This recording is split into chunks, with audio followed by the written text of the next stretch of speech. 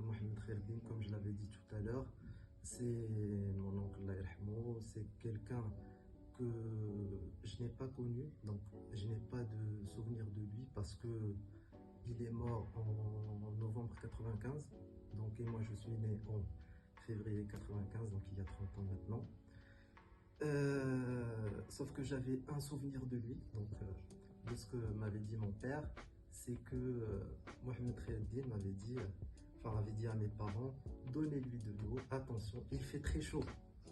Donc c'est un souvenir aussi qui m'avait marqué, voilà.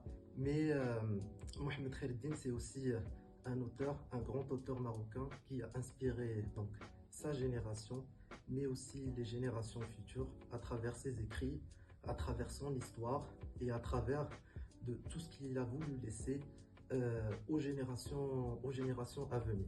Une chose qui était très bien pour Mohamed Khaireddine déjà, c'est son livre, donc qui a été mis au programme du baccalauréat, qui a permis de le faire connaître parce que on a aussi l'impression que Mohamed Khaireddine n'était pas tellement connu des nouvelles générations.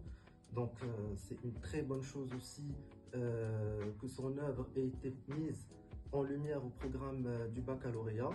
Moi je pense qu'il faut, comme on l'a fait aujourd'hui, comme vous l'avez fait, et je vous en remercie encore, continuer de le faire connaître, organiser de nouveaux événements, essayer de bien comprendre ses œuvres, sa littérature et de le faire connaître encore plus. Ce que je souhaite dire aux jeunes générations, mais même les générations à venir, c'est qu'il ne faut surtout pas abandonner notre culture, notre identité à Nazir.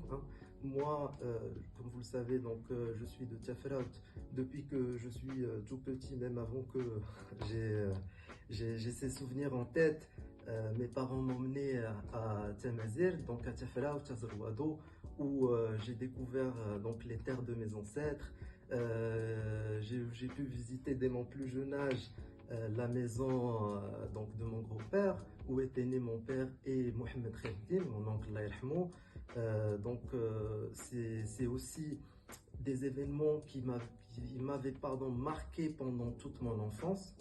Et j'encourage les gens aussi qui, même s'ils vivent en France, à l'étranger ou même au Maroc, dans des grandes villes comme Casa, Tanger ou autres villes, à ne pas renier leur identité, à continuer à faire vivre ces régions, à les visiter, à partir à la découverte de leurs ancêtres.